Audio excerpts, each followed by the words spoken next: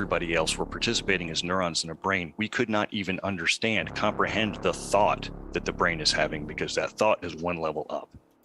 It's like a Kurzweil singularity thing. It's like the next level intelligence. How would you even know that there's a next level intelligence? You couldn't talk to it, right? So postulate for a moment that if you could web enough people together in a like and share network, that they would exceed a certain level to where their network itself was effectively a thinking superorganism, and that there's no way you could know that. Postulate that if you had some people in one social network, some other people in another social network, those two social networks might have these kind of internet entities that are thinking different things and are competing with each other for the overall available brain space in the human population to survive. So there's some talk in like very dark intellectual circles that I traffic in where they're calling these things egregores, because that's what an egregore is. Like the definition of an egregore was, it was a kind of demon that manifests out of a shared belief system. Oh, look, we're doing theology. You're down here. Where are you standing? You do not have the position to see this entire thing. You've got the prince of Persia standing in the way of the angel. Have to go through their principality. They have a patterned way of thinking. They have a pattern. I had to play, because that's, where is this? Okay, this guy is at the quantum mechanics. There's a part, I decided I should try to understand at least some minimal quantum mechanics. About the way one has to think about physics beyond classical physics, when you move past classical physics. I don't think it can be said enough, and it's so rarely said that I think I will say it again. And it's that once physics moves past the realm of parameters that has to do with ordinary experience, either objects which are so small that they're far beyond what ordinary physics is about, or velocities which are so fast that they're far beyond ordinary velocities. So rarely. Whenever we move out of the range of parameters that we're familiar with from ordinary experience, we inevitably run into things that we cannot visualize. Nobody can visualize the motion of an electron. It's just not wired for it. Nobody can visualize four-dimensional space. Now, it doesn't make a whole lot of sense that I'm looking into this quantum mechanics physics guy. Hey, Reptor, Jacob, Patty J, Sour D, and Chris Petkow. But every time Paul goes into this whole, like, this egregore part, I get a flashback to part of this lecture. So I'm trying to find the part of the lecture that my brain keeps giving me flashbacks to right now. To ask questions of each other about certain abstract physical questions. And I notice very much that a lot of the mistakes, a lot of the confusion happens because of trying to visualize things using the old-fashioned or standard intuitions that you're hardwired for. You may think that physicists, good physicists, are especially good at visualizing these things. They're not. I cannot visualize 5, 6, 7 dimensions any better than you can. Probably worse than I can, honestly. But I know how to use abstract mathematics to describe it. That I don't. There's You got me there, Leonard. There really is no substitute for the process of abstracting and using mathematics to describe the things which are beyond your ability to directly visualize. The example that I always give, and I'm going to do it again tonight, I just want you to really focus on it and realize that you're not going to understand quantum mechanics by trying to visualize it as some funny form of classical mechanics. It won't work. You'll always get it wrong. But just the idea of visualizing, you get around here, is not prepared to deal with. Get the drawing on the board, buddy boy. How do you deal with it? Abstract mathematics again. Which I won't try to describe. set of configurations. Let's take another case. Let's take two propositions, one of which again is that Sorry, the guys. I die know this is not the odd. exciting part. This is the part I should have done And before the I other went live. proposition is that the die is less than or equal to 3. All right, so let's Give me the fields, whatever- baby. Where are they at? by a picture. Where are they at, And it Leonard? has some sort of the first experiment, instead of saying that it determined whether it was heads or tails, we can say it prepared it in a state, which was in this case heads. After the first detection, it's now known to be heads. It has been prepared in the state heads. We can do the experiment over and over and over. By turning the detector upside down, I interchange up and down. Well, that's what I normally mean by up and down. Turn it over, look at it upside down, and it changes the sign of the qubit. That's an indication that the qubit has some directionality in space, spatial directionality associated with it. Now, not all qubits do have spatial directionality.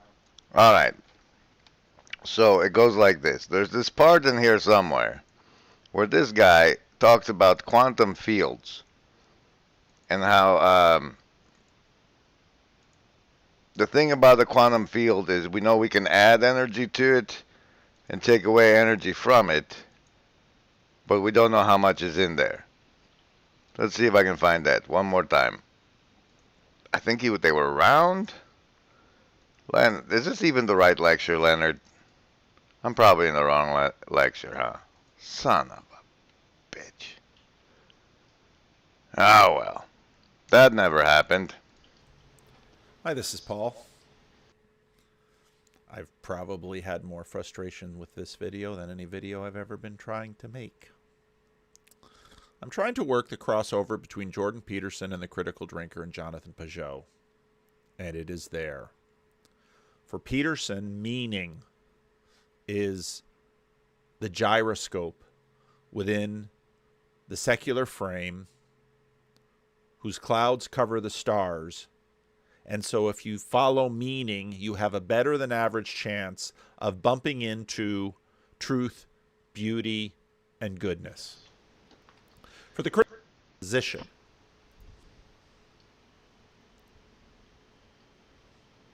now that we've discussed how most popular stories, unlike our own lives, unfold according to an archetypal structure in which every character trait that was shown, every effort that is made, every event that is experienced, every victory, every defeat, every step along the way, tends to be imbued with an inherent sense of purpose, we can also see what makes them so appealing.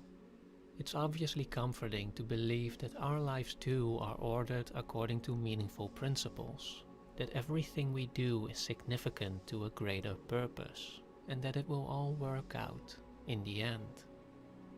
But stories are ordered from the beginning in a way that we can only do by virtue of hindsight, by looking back afterwards and trying to make sense of everything that came prior. so not only is it time, it's also, again, register. Because as Fry notes, language is completely connected to this. Metaphor is completely connected to this.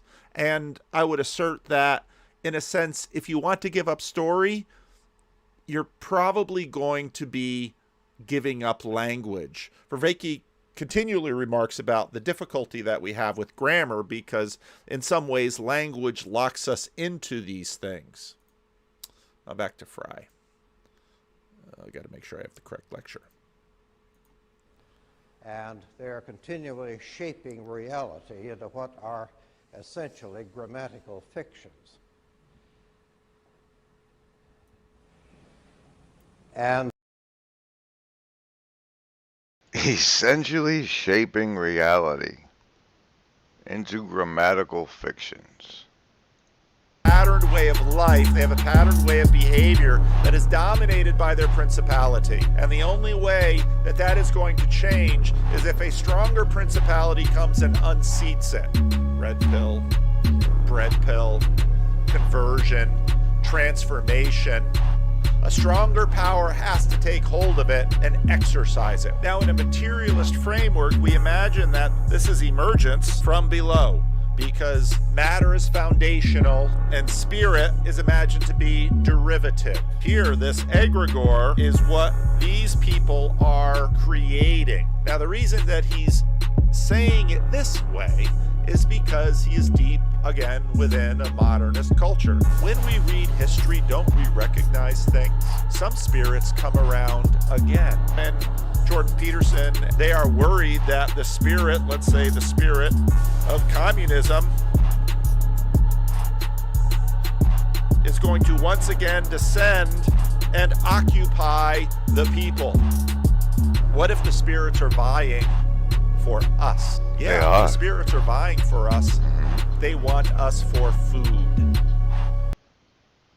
Be sure to like, share, subscribe, and follow, because your views are sold to advertisers on my behalf once I reach 1,000 subs. Right now, I'm just doing it for them. They're taking it all. Like, I saw so many commercials during this one today, Paul. I suggested that it doesn't matter whether a sequence of words is called a history or a story, that is, whether it is intended to follow a sequence of actual events or not, as far as verbal shape is concerned. It'll be equally mythical in either case. Now, what does he mean by that? It'll be equally mythical, that whether it's if I was going to do this like a boss or like a pro, I probably wouldn't be doing it in Paint. But there's this, I mean, and also, of course, I would go to the right part in Paul's video. There'd be a little bit of that too. Fuck. peaks and valleys along the way, and there'll be new heroes in new niches that come along and bring the story forward, and there'll be many other players, but of course it is in fact the God of the story that is giving this story directionality and moving it towards a telos. And That's right. That's right. Thank you, Chris. Thank you, Petka. It has been too long. There's a dog now. My life is in entire disarray. I can barely function. This is why this is such a wreck. I don't know if I'm gonna make it. You might not ever see me again. Savings throws. Remember, everybody, you can pick heart, social, wisdom, or survival, but not in that order. Survival, 14. Social, 14. Double sevens both ways. Wisdom, only a 6 today. You should have got the hat. And the heart, lucky number 13. Look, there it is. Lucky number 13. Okay. Where were we? Over here? We were over here. so I like what they're talking about in terms of a niche, but it isn't the hero alone that undergoes the transformation. The hero, in fact, brings the world into a different place. Now, if we, let's say that the hero, as Fry says, is Jesus, well,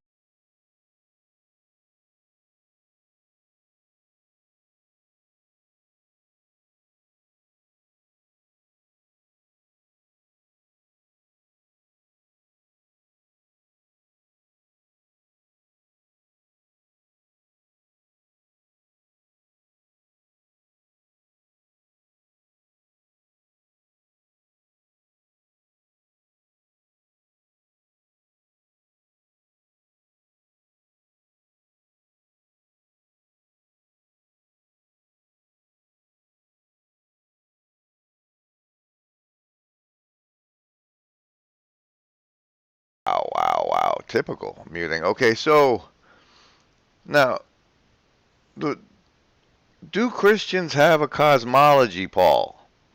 Because, like, we're starting here at the garden, right? And so God puts us in the garden. Hey, guys, you're in the garden now. And then there's a fall. And then there's the Christ redemption. And what? We're back in the garden? Are we? But no, no. There's the Christ redemption, and then we're waiting again.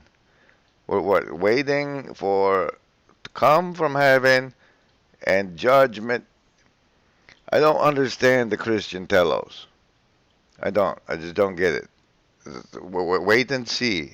And I think part of the problem that we're having, this is a very small eraser, really.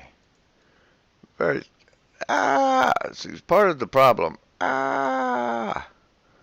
We have right now is that, okay, so once upon a time, yeah, I was muted like a jackass. Once upon a time, there was a whole world, right? And we were like, okay, this is our tribe over here. And then your tribe over here was competing. But now we're like, oh, we're all together one on this world, but we have nothing to do. Theoretically, we could be exploring this is really not. We could be exploring these ocean things as a species. But really all we're doing is internal fighting right now and retreating into a fictional story. Do you guys ever heard of what is it? I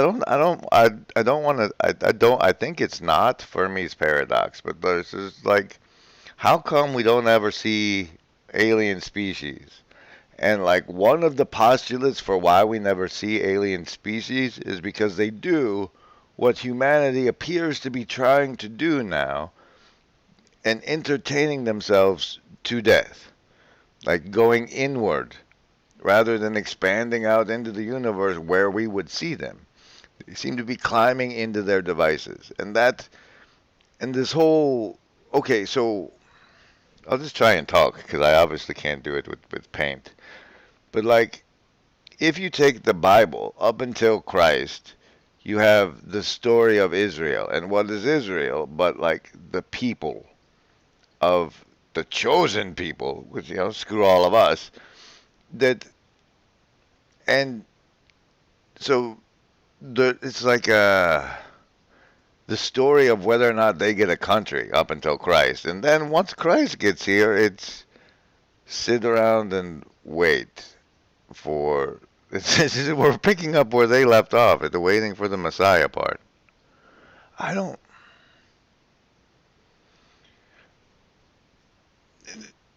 oh,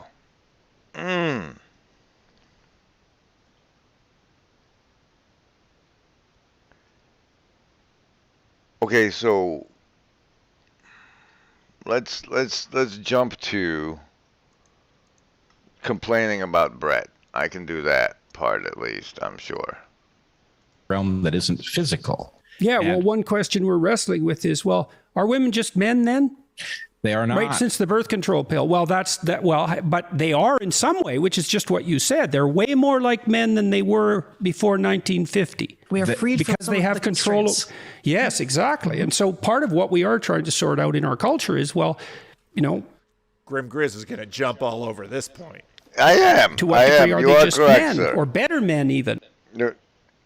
I don't know if I'm going to do it well, but that's okay. So let's do it that way then. All right. Let's go to the human history. Human history according to Grim Grizz. Let's try that, huh? Don't save it. Okay, so here's what happened. Once upon a time, there was a beautiful planet all in line with nature. There was things and little hominid guys. And then one day, the Starship Alien Pyramid guys show up, and they genetically engineer the monkeys to be a slave race for them. And then the guys in the pyramid make an exodus. And they left us here to wonder what the hell went on. But eventually, we too genetically engineer monkeys, which is how we know what we were made in the image of. Okay, and then what happened was,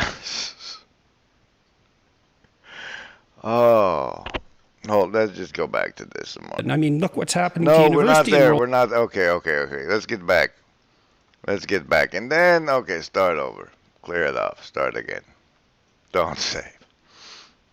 Once upon a time, there was kings and peasants.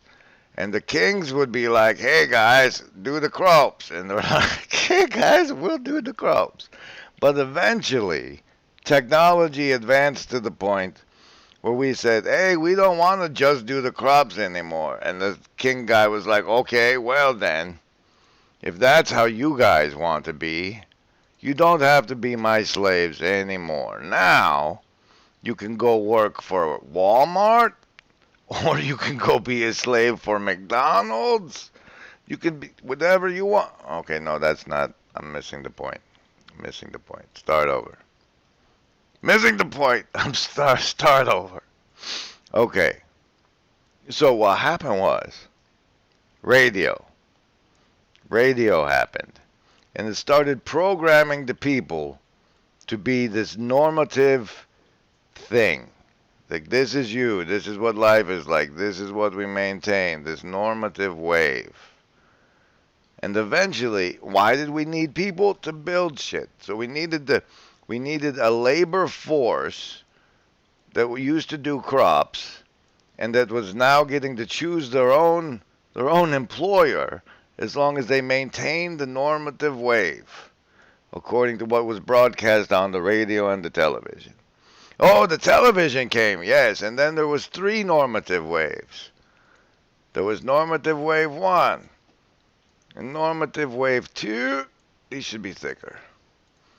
Normative wave 2 and normative wave 3, but everybody was basically on the same storyline. But then came cable. Cable came, and now there was 574 different narrative waves, none of which really varied that much from the main storyline, but it was sort of choose your own adventure. But now there's internets, and now there's infinity different storylines. And so what binds us together is our own selection, our self-selection of choices and interests, which is okay because we're coming together to process information faster. This part they're complaining that humans can't do. For Maybe example. we'll get to that. And so we don't know. And that issue of universality. So a student once asked me in one of my classes at Harvard, it's like, well, if these stories are archetypal, why don't we just tell the same story over and over? Like exactly the same story. And I thought, that's a really good question. And then I thought, well, there's actually an answer to that in Christian symbolism. So one of the things that's really strange about Christian thinking is, well, there's God, so he's the sum of all good. Very abstract, though. Maybe he's a father, but he's way out there, and who knows what to do with him. But he's really abstract. Well, you have to take that abstraction and make it concrete. You have to make it embodied, right? You have to make it incarnated. And so I'm speaking psychologically about the story, not religiously. So to bridge that gap between the ideal image, which is archetypal and universal, and the particularity, the way the Christian imagination solved that problem was to say, well, that ideal was embodied in a particular time and place, which seems extremely arbitrary. But that's us, right? Because we are arbitrary embodiments of that, whatever that abstract humanity is. And we have to particularize the universal to our time and place. And that's why we need new storytellers all the time. Right. You need new. I don't know. I just want to go back to drawing pictures. It's better for me. I'm enjoying it more. Is it selection or attraction? It's could be Moloch. Nobody talks about the meditations on Moloch enough. I would like everyone to have their own addressment. Like, if you're going to be a public face, what do you think about that? Okay, but so let's get to the pill part. Like, there was a time when we needed you because you were how we got. Let's see if I can find that actually. Louis C.K. human suffering bit. Will you do it? No, it's his Netflix close. See, like right before they destroyed him, he did this great bit about how if you throw enough human suffering at something, you can build pyramids and shit. But see, we've humans have thrown enough human suffering at human suffering that we've invented robots to circumvent human suffering. And now we don't need to breeder humans anymore. So we're going completely antinatal with how you're a disease vector and cover your face for the health of other people and don't make babies, which is where they should be at, I think. Storytellers, and you need effectively a process of selection. It may or may not be affecting the storytellers, but it affects which stories resonate. And so a perfect example of what we do instead of telling the same story over and over And the market will be involved in that. again is we tell a You bring up the market, Paul, which is good because I wanted to point out, like, who is the market pointing at? What is the peak target demographic? Is it like was it 18 to 24 or so? Where is the market aiming? Why is the market aiming? And what is the long-term result of a market being so pointed? story in a way that is relevant to the current moment. Yes, right. The yes. allegory Well, of the cave is the perfect example of this, right? The Matrix is the allegory of the cave. Arguably, the Truman Show is the allegory of the cave. And the point is, there are ways in which this needs to be, we probably need an updated version of 1984 because we're living it again. And apparently, So these allegories of the cave, like, mapped onto me for when Karen was talking to old boy about Wolfram's pockets of intelligibility. It's like, of course I'm in my cave. It's my pocket of intelligibility. 1984 isn't good enough to get us to recognize that at a level that will stop, right? So in any case, there is a sort of need, and actually maybe this is the way this intersects with the book, is hypernovelty is the out of control process by which the acceleration of change outstrips the capacity. Out of control? Out of whose control? Ours, Paul. Our ability to grok what's happening enough to direct our own behavior. That control. To adapt. That suggests that the pace. What's interesting about that is he almost presupposes that there was a time not long ago before hypernovelty that we were in control. Were we? At which the stories that we need must be updated is accelerating and probably too fast for us to get those stories. Well, it's something. Here's something. It's funny. It's funny to me. He mentioned like the Matrix there because like it called immediately to reference the I know Kung Fu and the downloading part. And that's sort of what I think the Beholder thing can do for us if we learn to do it together as a.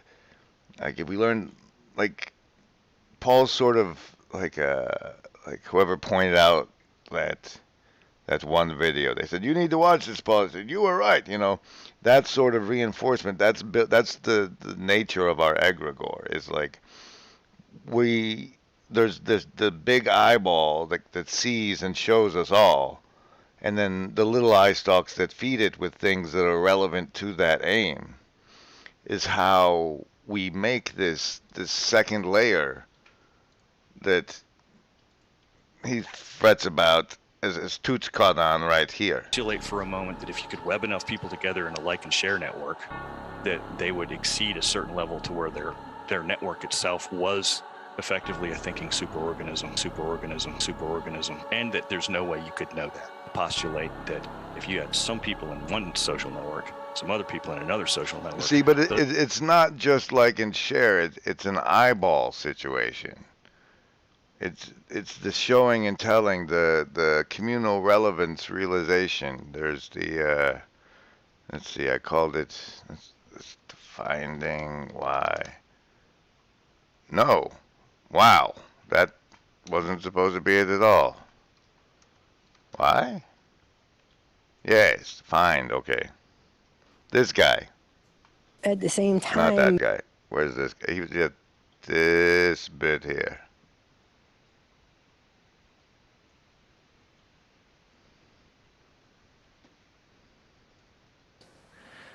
the idea is basically that the universe is a Russian doll that actually reflects the processes of the brain and vice versa, and the brain reflects the processes of society in the universe, but also that the Russian doll of the universe also contains all the Russian dolls of our minds.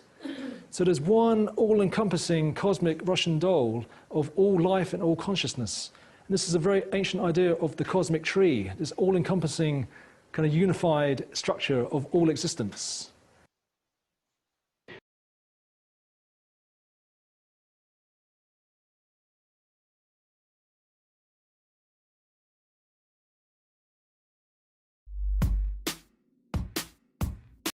Medial prefrontal cortex or ventral or orbital frontal cortex is kind of like looking underneath above your eye sockets, and it's part of your brain looking beneath up. That's from this, and somewhere in here, in this one, he talks about how the brain works as far as visualization and the eye fields go, and how it's the rods and cones competing for what gets sent up the spike, and that's sort of what's happening in the like and share network, except since we adaptive humans can see that it's happening, it's like with the way the guy Peterson quotes, watch the little kids playing the game.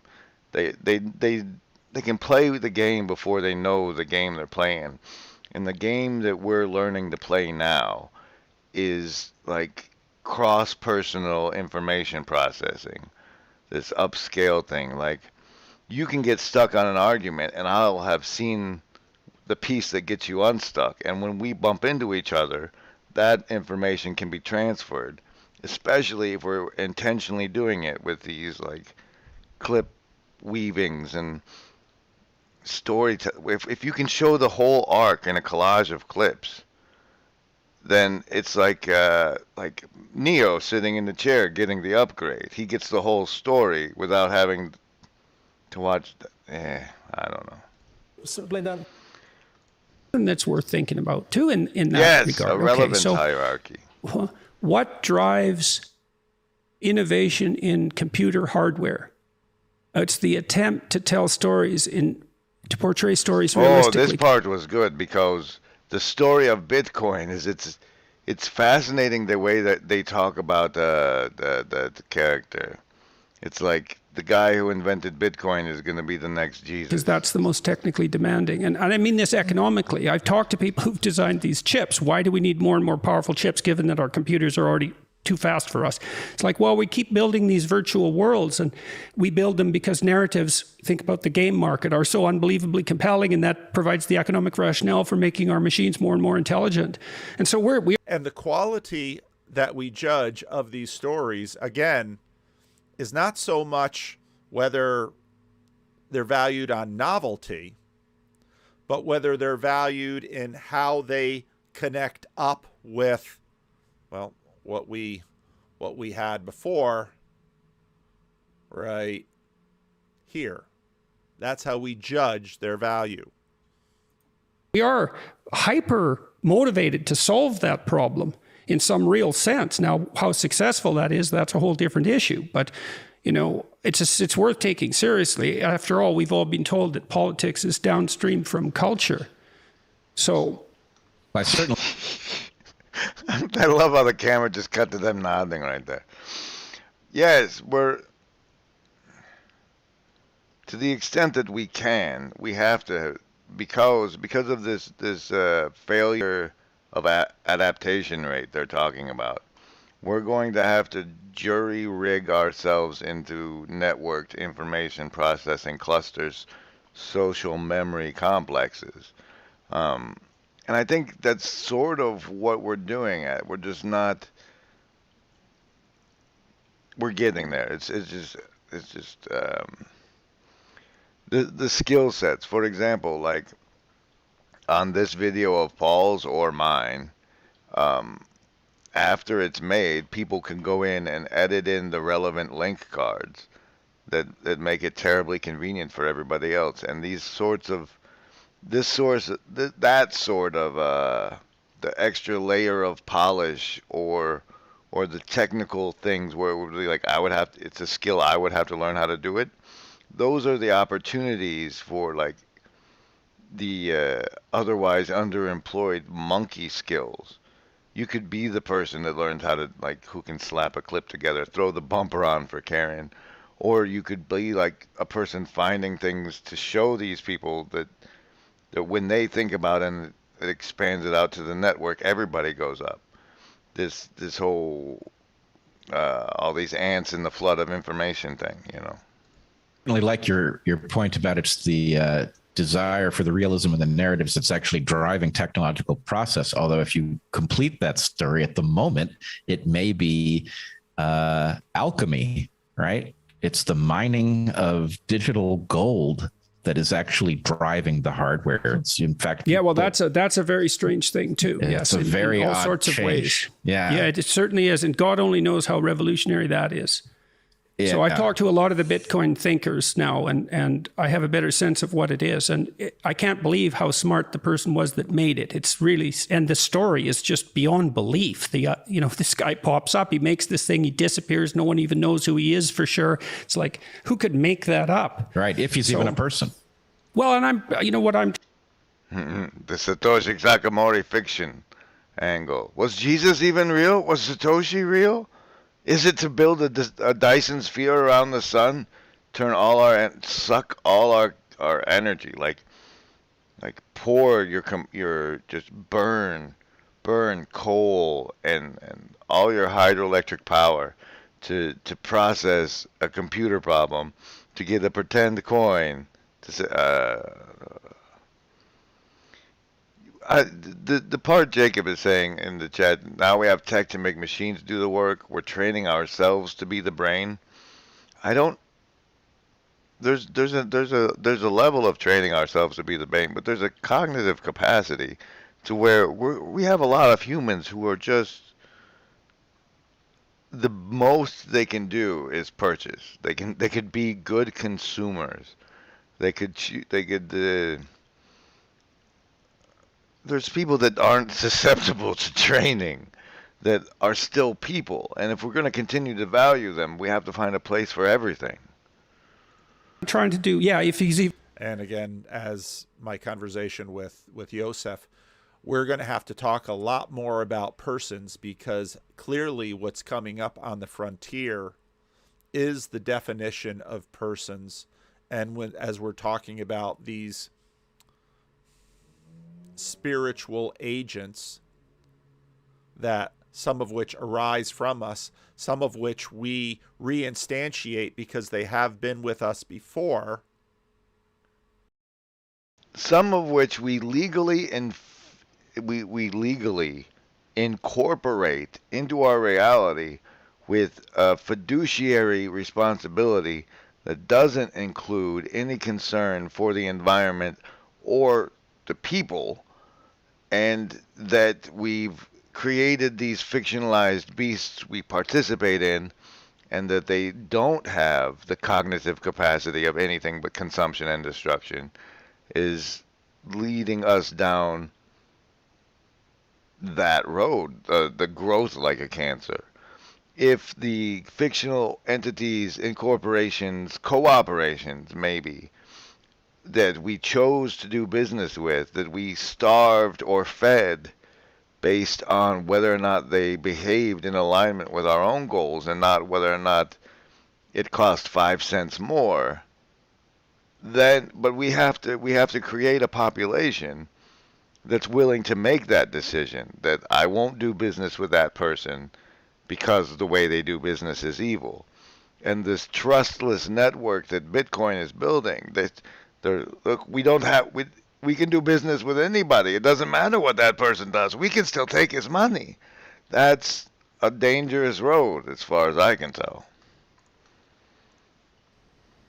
Even a person, I'm trying to update our understanding of stories, that rather than the stories themselves, I suppose, and also to point out how important they are. That hero archetype, I really do think that that's the story of niche switching, right? Because and I'd say not niche switching, it's niche transformation. I'd agree with you, Paul, because whenever I hear hero's journey, everybody else is seeing this circle with all the different parts in it.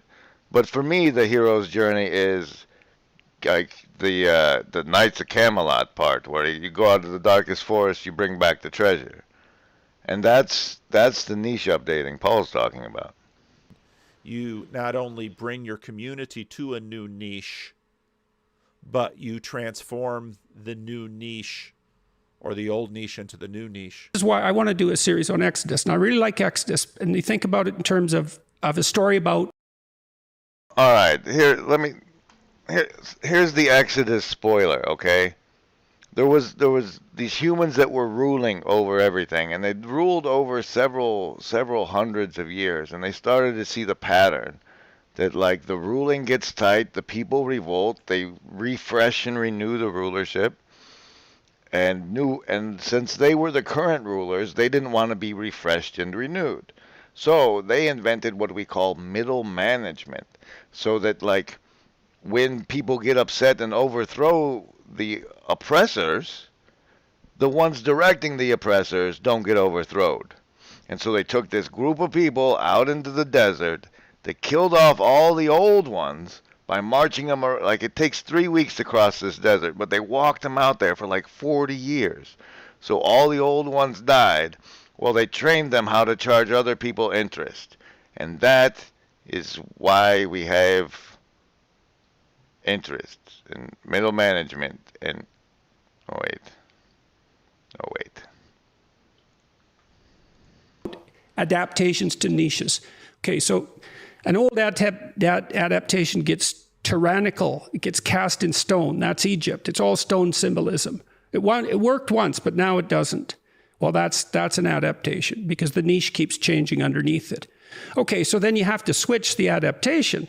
Well, Moses is the king of water, and it dissolves stone. He's the master of water. Well, what happens when you... I'm looking forward to him getting done with Exodus. This sounds very, very interesting. Lose the adaptation. Well, the tyranny disappears. Hooray! But then where are you? In the desert. Well, you're in this terrible for space 40 years where you march out and lose the old ways. But this adaptation, we've reached that stage now, I think, with our governments, and they talk about our failure to update and adapt. And to me, the bottlenecks there are in copyright and in intellectual property law. But how to make any of the politicians care about anything that actually matters has become the issue. Like the redress of grievances. There's no this up the chain neuronal thing is being manipulated from the top by all of those towers I was drawing. The narrative cohesion is frayed beyond but adaptations.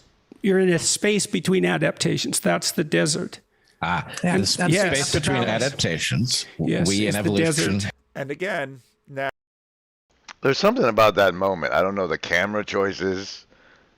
The both of them nodding on the side of his head. That's just, I don't know, something produced feeling about that. Okay, so I've said things. I've made some sort of response video. There's a dog in my life. I don't know what's going on anymore. Thanks anybody for being here. I'm